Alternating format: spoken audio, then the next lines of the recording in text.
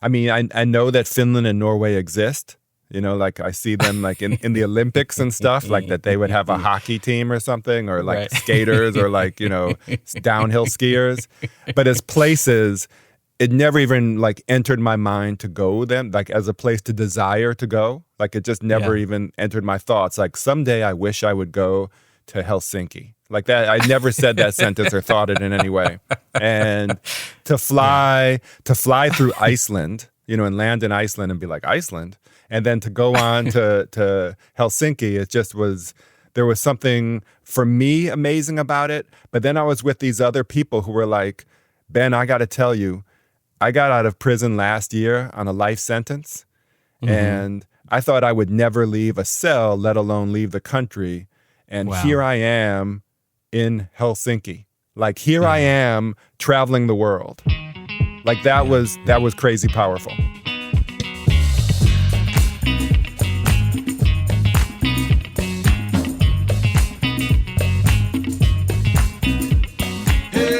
I'm Khalil Gibran Muhammad. And I'm Ben Austen. We're two best friends. One black. One white. I'm a historian. And I'm a journalist. And this is Some of My Best Friends Are... ... In this show, we wrestle with the challenges... and the absurdities... of a deeply divided and unequal country. Yep. And today we're talking about some deep divides and some inequality for real. For real, though. But there's hope, right? Because we're going to see what it looks like on the other side of change. Yeah, we're going to see what prisons look like in other countries. Yep, other countries, not ours.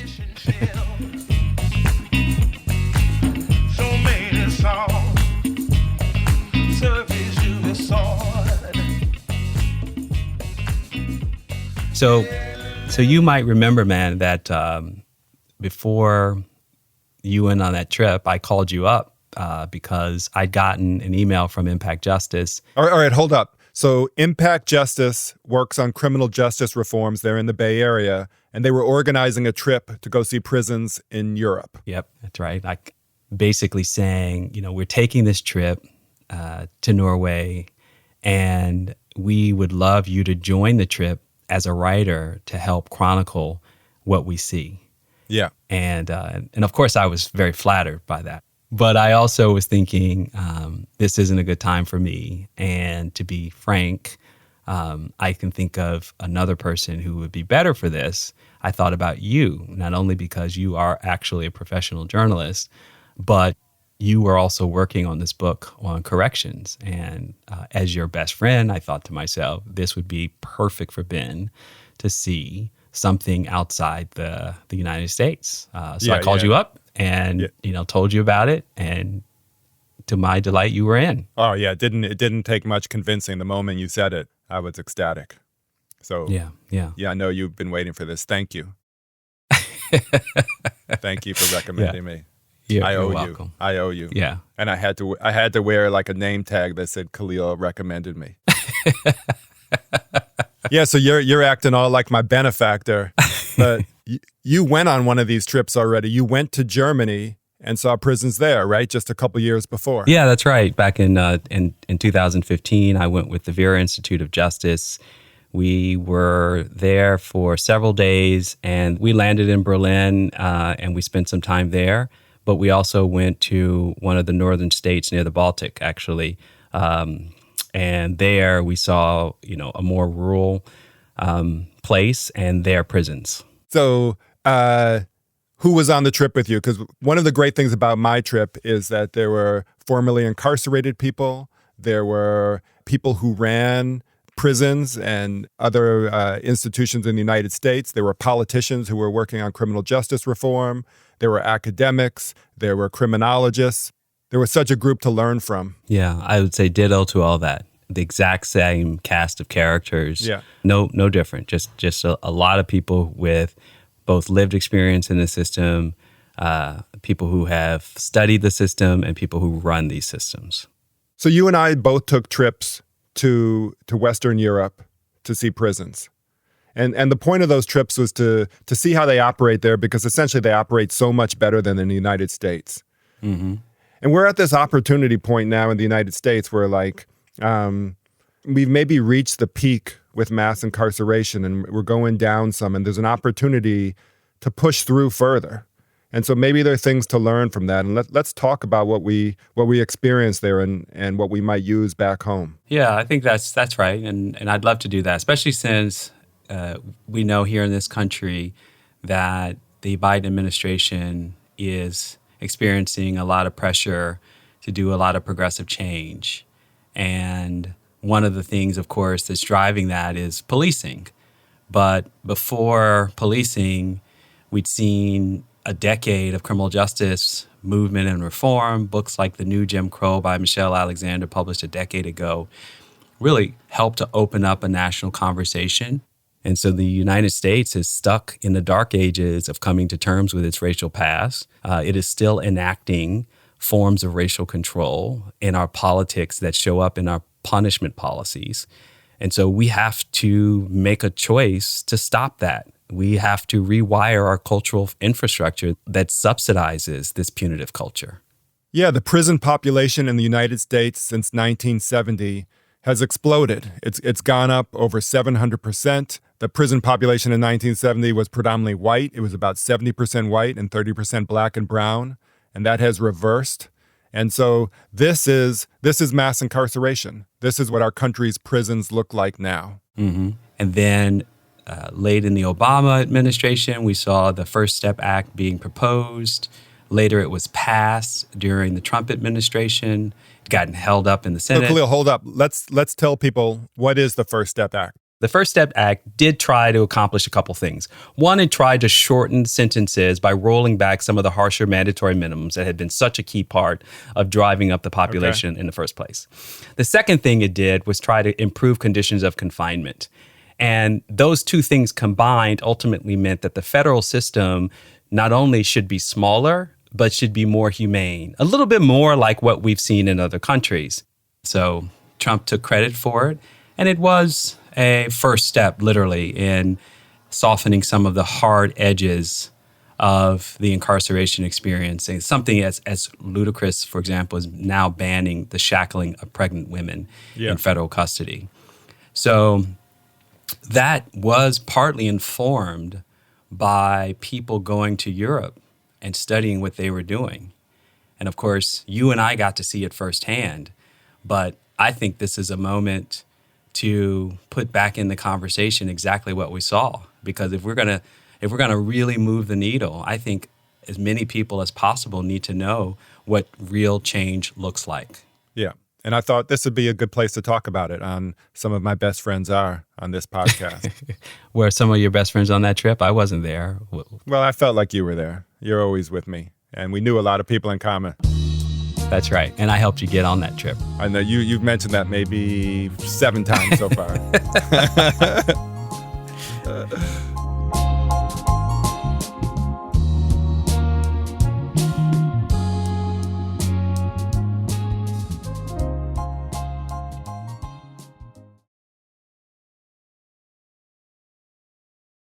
I mean, we pull up to this prison in Norway, a maximum security prison called Halden. And it looks like a fucking prison. It is a prison. I mean, like in the fortress model, giant concrete walls. There's nothing from the outside that says this is not a prison. Crazy security, double layers to get in. It was like getting into a prison, that my experiences here in the United States and in Illinois. 2 feet barbed thick, wire everywhere. All kinds of guard towers, things like that. So then you get inside, and that's where the differences are. It's like it is a prison, and it is separation from society. Like they're being punished, and the punishment is that you lose your liberty, and you're inside of this space. And so both Norway and Finland, and maybe Germany, you could tell me if it's the same thing, that they have this idea of normality, which sort of is, foundational to their belief of punishment, that prison should be as much like the outside world as possible. It should be as normal as possible, that you lose your liberty but not your citizenship, that prison itself is not an additional punishment, meaning like the conditions inside are not so fucked up that it's beyond the years that you're separated from society. Like it's actually a punishment in the United States, not just to be separated from society, but to live in this cell, to be exposed to violence, to terrible health care, to terrible food, to terrible conditions. And so, to make it as normal as possible. So you're not wearing prison clothes. You cook and have a kitchen. You cook for yourselves. We went into these cells, and the people who ran correctional facilities in the United States, they were losing their minds. They couldn't believe this cell. So one thing, it had a door that locked from the inside. So meaning the person who was being, supposedly locked up, he was actually like any home, you could just sort of in control, right? And it was like entry and exit. it was like just this little wooden door from the hardware store, like the cheapest wood door, meaning like you didn't need some hacksaw to get out of there. It was like a college dorm room sized. It also had its own bathroom. None of this was visible from the outside. And just the concept, to use the toilet with privacy. I mean, to think of the degradation that in a prison in the United States, anyone walking by can see you on the toilet anytime. Sometimes people put up sheets in their cells, but the idea that you should always be visible from the outside. Right. And they had a window with a beautiful view and like curtains on the window. Curtains. People had their own linens. House plants. and I know you're describing yours, but I saw some of the same stuff in I mean, the thing that really blew people's minds from the United States is they were seeing in every space things that could be turned into a weapon. Like their minds, even as people who had been in prison or who were running facilities, they were like, well, that metal frame and those pins and those, everything. And I was like, they could be turned. They were like, it's not even like they could be turned into a weapon. It's like nothing was bolted down. The metal chair itself was a weapon. And so, you missed that most obvious thing, like the silverware. When I went into one of these same cells literally in a maximum security prison, people had their own forks and knives. Like we can't even take plastic knives through TSA on an airplane in the United States. Right. But in Germany or Norway, you can have a metal knife and fork to eat with like a human being. Yeah. They had shared kitchens, so you're cooking as a group, and there were butcher knives that were on sort of like cords. So you can slice and everything. So you didn't just kill them in the kitchen, but you didn't take the butcher knife back to your cell. So when we sat down in the very first prison we sat down in Finland, one of the first questions was, is there violence in the prison? Do people who are imprisoned, are they fighting? Are they attacking guards? And one of the guards there sort of almost laughingly said, there were a couple like fights in the shower. Things happened. They were not only rare, they weren't suddenly an excuse to have, sort of extreme separation, punishment, dehumanization. And I imagine, if I were listening to this conversation, not having gone to Finland, Norway, or Germany, I would be like, yeah, that's bullshit, right? But the truth is that while people can unlock themselves from their cells to socialize, they're still socializing within a limited cell block, right? So they can't get out of the cell block. Right. They still use solitary confinement. And the difference is not that it doesn't happen. The difference is that they have like a 4-week maximum. The point is that the punishment is the least used tool inside of a prison, right? Because the point of the incarceration experience itself is to help people return to a normal life on the outside. And so everything there has to be, instead of antisocial, it's got to be pro-social. It's got to encourage people to find another language, another way of communicating their frustrations that don't lead to violence. The other sense of normality is that the normalcy is to prepare you to reduce all the harmful effects of prison. So prison sucks. Like it sucks in the United States and it sucks in Germany and Finland and Norway. This is a terrible thing. It's a bad experience to be separated from the world, from society. And from your loved ones to a degree, right? And from your loved ones. Right. So everything is trying to get you to reduce those harmful effects so you can come back to society whole. And so the more it's like the outside, the easier that transition back is. So one of the ways that it's also made normal is that you're not put in a prison that's, 200 miles away from your home. In the United States, we have this model where people in cities and largely black and brown men are charged by district attorneys in cities. And then they're sent into the state system, and they're usually sent, in Chicago we say downstate, in New York they say upstate, but it means far away. And it's almost like an additional punishment to say, if your family wants to see you, we're going to make it as hard as possible. So not only that, can we pause on this for a moment? Because I think this is an important way to illustrate how different things are. So yes, I saw the same thing in Germany. Proximity was a big part of how people were never that far away from home. But in the United States, not only is it the case as you describe, where mothers and siblings and the children of the incarcerated not only have to sometimes travel hours to get to their loved ones who are incarcerated, and sometimes those hours trips are expensive, then they have to experience the indignity of being treated like bad people who want to come see their loved ones, by being subjected to searches, by being talked down to, by all of these incredibly heightened security measures.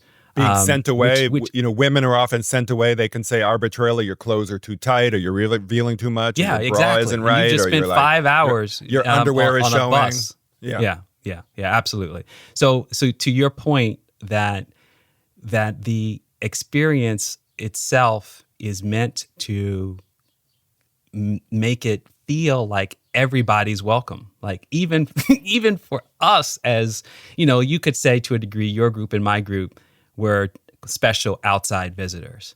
But all of us as skeptics on my trip, including the 4 state commissioners and 2 chief prosecutors, there were plenty of people on this trip that were like, yeah, this is not going to be.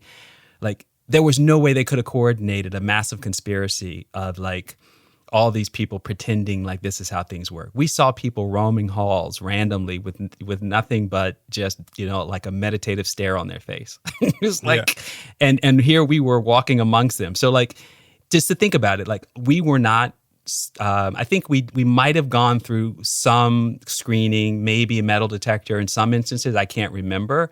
But it was definitely the case that, and I had a camera. My camera could have been a weapon. Anybody could have come up to me, taken something from me. I could have given it to someone. It just wasn't, the whole mood was like, this is not about feeling like everyone is a violent murderer looking to kill somebody. That's so interesting, because I went in as the journalist. I was allowed to bring in all my recording equipment. And when we went into Halden Prison, this maximum security prison, while the rest of the people on the trip sort of got the rundown of the place from the prison administrator, I was escorted into a room and sat down with 2 guys who were in prison there. And it was just so relaxed. One of the guys I spoke with was Frederick, who was this bear of a guy, a huge beard, giant Nordic guy, but also seemed very calm and peaceful. He was in there for murder. And we ended up having this long conversation about his experience. It's a long story actually, but it's changed. Some things has changed to the better, and some things has changed to the worse. In Halden, every person who's in prison there works with one of the guards, one of the correctional officers, and every correctional officer, they're called contact officers, has at least 2 people that they work with that they're basically like mentor and mentee. It's like, it's more like social work. They are supposed to guide you and help you with, like, if you apply for, before you can go on, permissions and stuff like that. And when you apply for different things, the contact officers help you with writing, if you need help with that. They help you with if you have troubles with your clothes and all stuff like that, daily things that many struggle with in here. One officer that follows you, so they know about your family situation. And are these contact officers, because I don't remember this part of our experience. I can't say that they don't have them in Germany.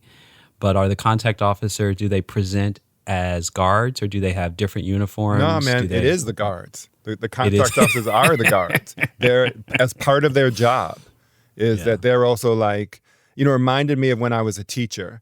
And they were like, okay, you're a teacher, but you're also going to be an advisor to these 8 students. And suddenly, like, in the entire school, I'm always looking for those 8 students, and I'm responsible for them. I'm matched up with this guard, Lynn Andreasen, a slight woman, brown hair. She'd been working there for 9 years. And I get to interview her separately. It's important that we can be open and direct, but I have to be objective about his case and who he is in daily life. And I need to tell him what he needs to do. And she starts to tell me she had 2 years of training.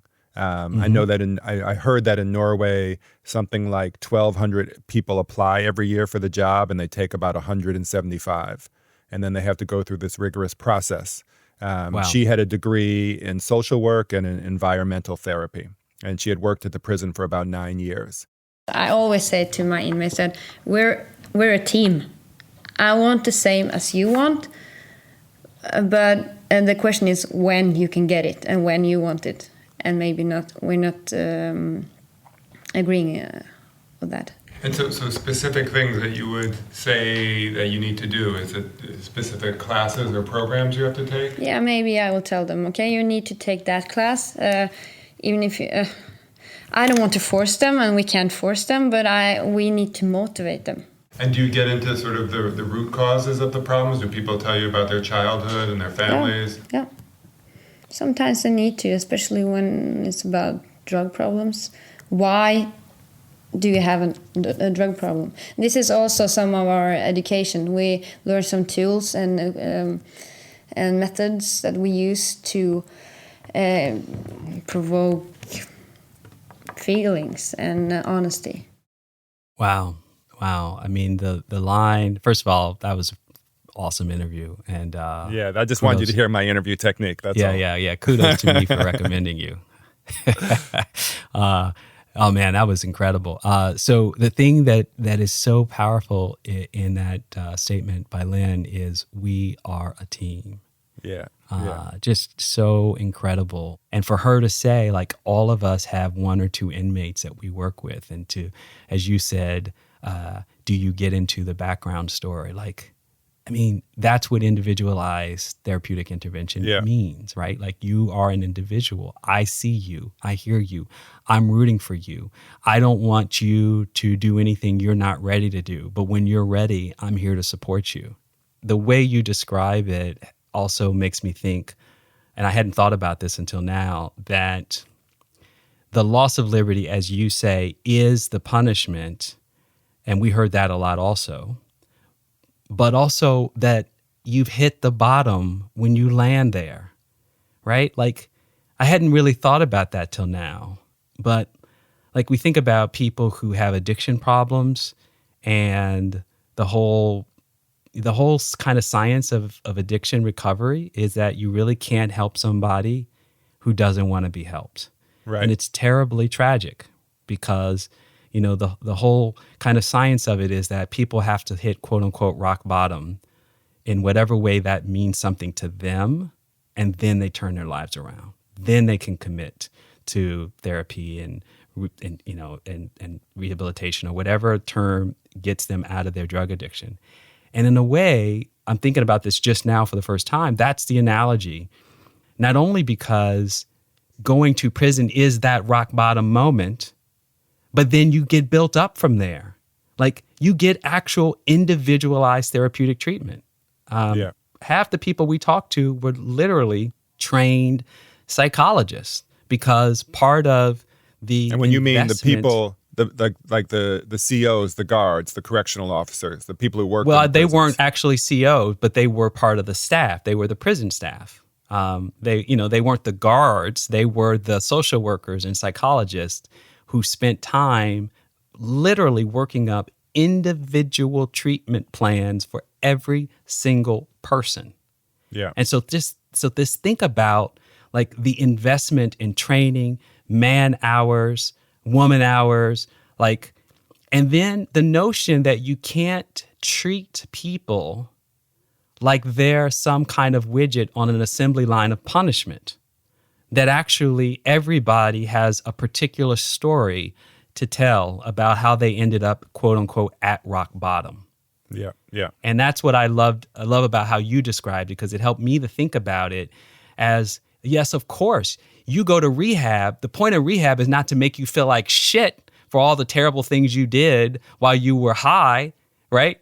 The point is, like, we need to help you see the beauty inside of you.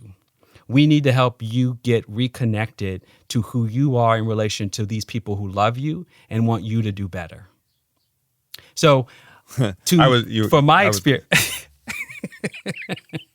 all the beauty you can see inside. Teach them a sense of pride to make it easier. Let the children's laughter.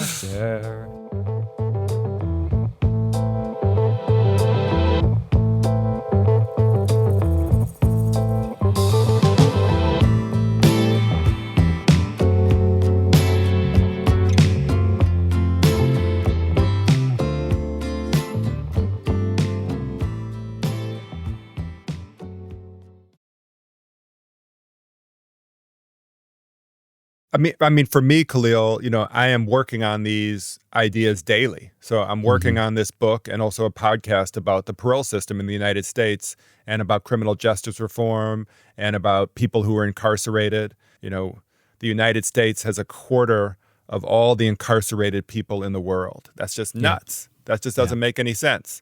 And so how did we get here? And also, like, is there anything in what we saw that we could actually use in the United States to get out of the condition that we're in, the condition of mass incarceration? Something happened to me, kind of more like on my way home from Germany, but it helped me to really understand for the first time how much America's foundation in race and racism has so fundamentally shaped all aspects of our society. And so I want to, so I want to tell you this story about some things I saw and then that I experienced on my way home. I never told you. It's kind of surprising because it was really kind of, it was shocking to me personally. I felt it very personally. And it helps to explain part of the answer to this question about why the United States is so different relative to these European nations. The whole point of the trip for us was to learn how do things work in Germany when it comes to prisons as compared to the United States. Like, that's why we went there. Right. And what we learned is that the laws that govern punishment were directly written to account for the Holocaust, that they were written to make sure that prisons themselves would never again be an instrument of genocide or any kind of state-sponsored racist project. So this wasn't just youth saying, I think of Germany, I think of the Holocaust, I'm going to see prison, so I'm equating the two. No. The two are linked there. Absolutely. Yeah. And the public culture of Germany acknowledges, certainly since the 1970s and 80s, there was a generation where this wasn't the case. But the public culture of Germany, including a memorial to the murdered Jews of Europe in the middle of Berlin, the capital of the nation, is part of how Germans have taken this awful history and tried to make themselves a better nation. I mean, this powerful moment when on our first day we visit the Holocaust Memorial, which is really called the Memorial to the Murdered Jews of Europe. And it's this powerful memorial. It's right in the middle of Berlin.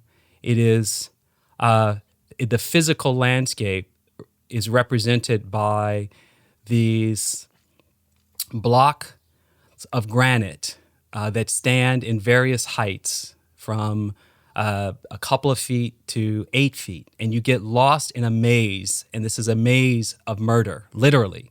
Yeah. And out of nowhere, I look up, literally, and I see a toddler running through. Because what toddler wouldn't be captivated like being in a human maze? Because from that small child's perspective, that's all it was.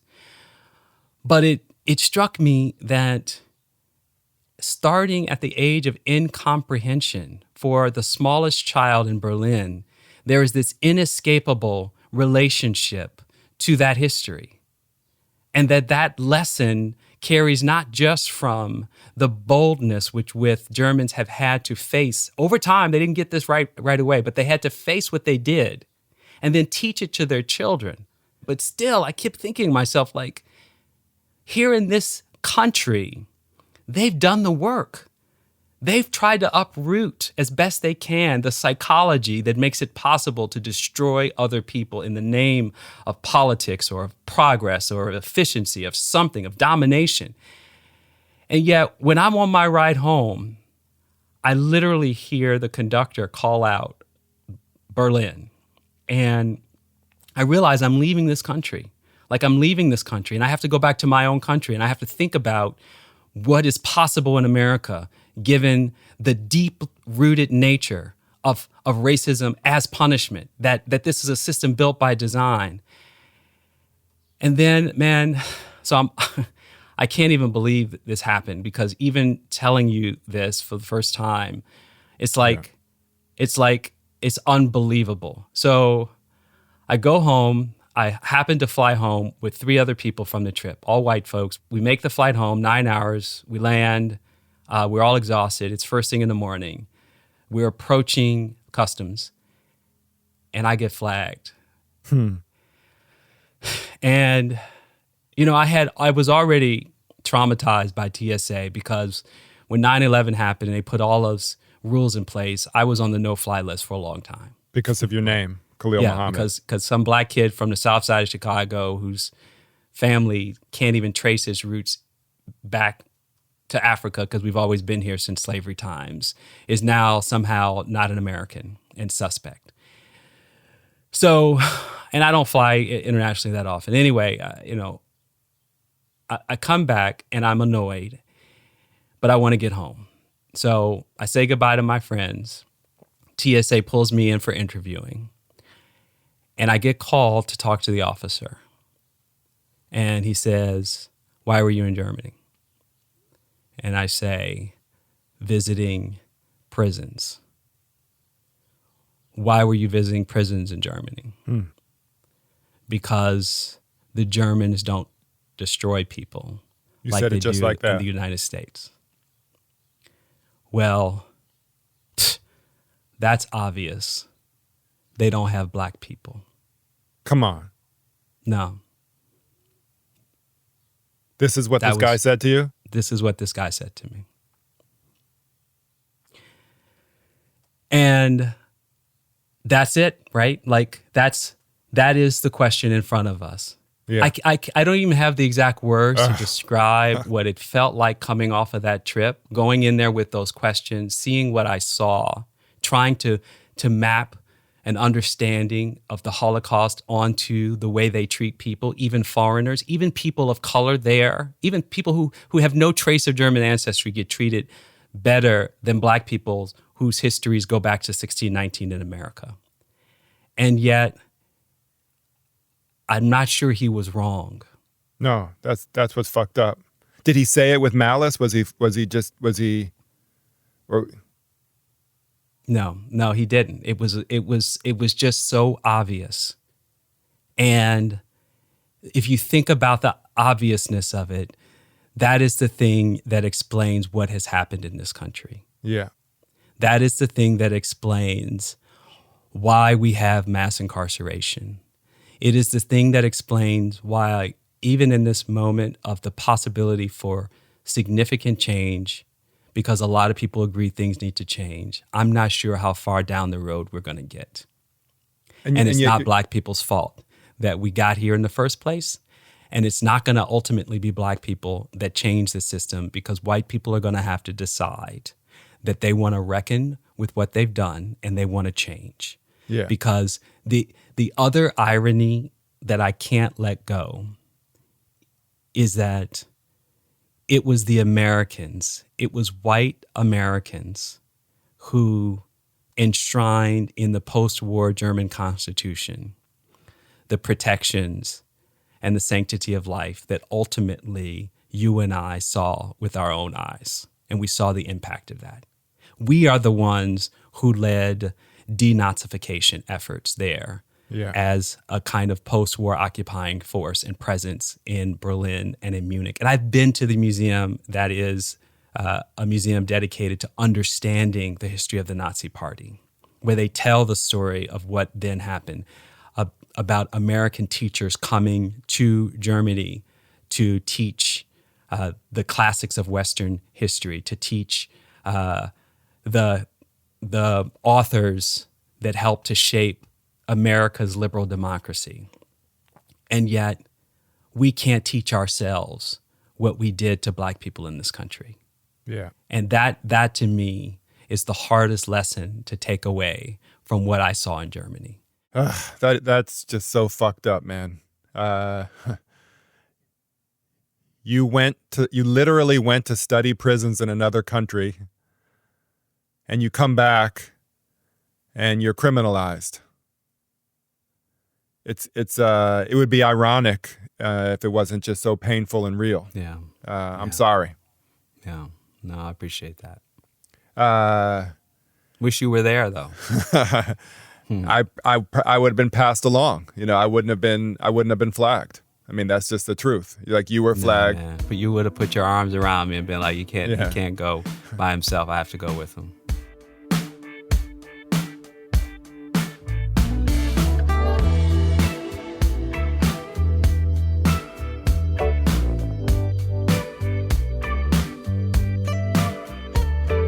There's this sort of, disease of American exceptionalism that we think and this is almost what the Germans and the Finnish and the Norwegians were kind of poking fun at, because not only do they feel superior, they have the moral high ground, but they also know that Americans believe somehow that they're the best, despite being the worst at many things, or really bad at, not only prisons, but at child mortality and poverty and inequality. Or at democracy these days. Healthcare. Right? I mean, all these things. And so, I don't use that instead of racism, because the two are embedded, the two are interconnected.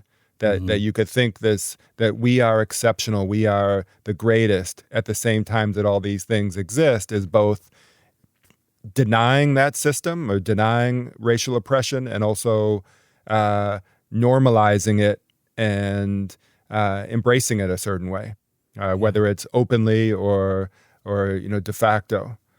That is, how do you get past that? Yeah, and I think for exactly that reason, we are in a moment of a new administration, the Biden administration, and a lot of promises for racial equity. And perhaps the greatest systemic form of racism of the past 40 years has been the criminal justice system.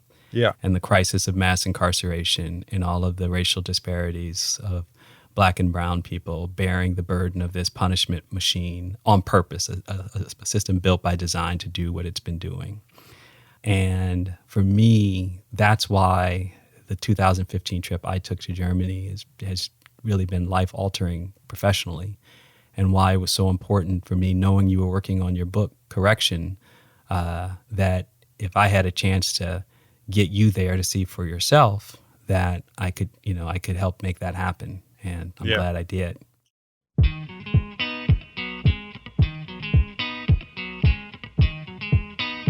Yeah, man, this was a lot, It's a lot of really meaty, heavy stuff to think about.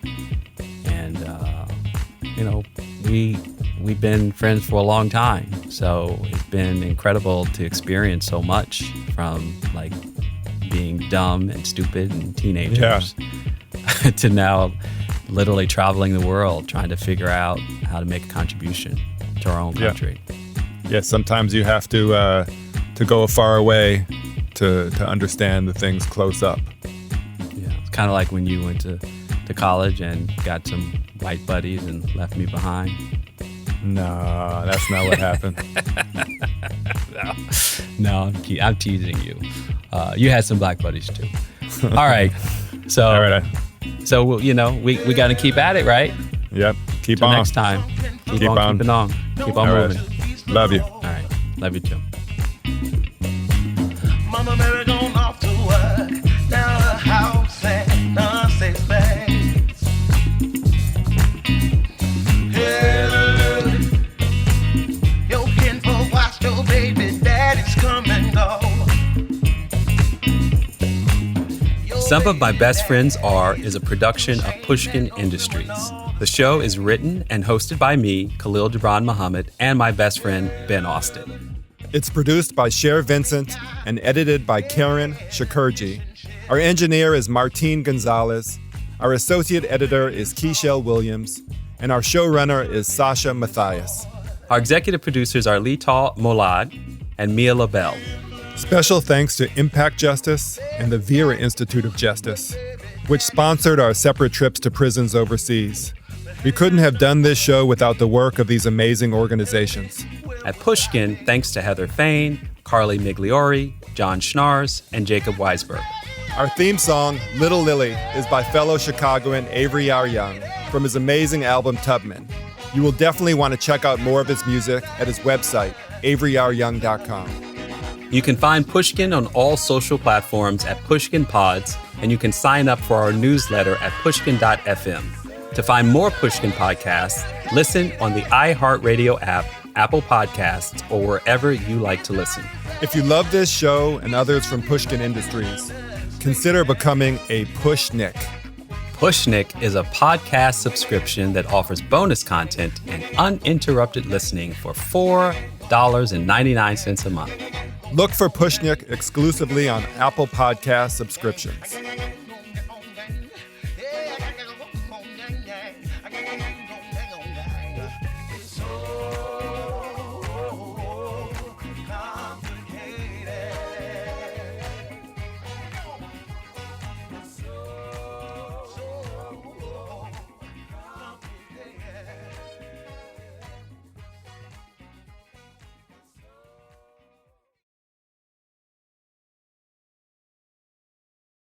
Let's do it.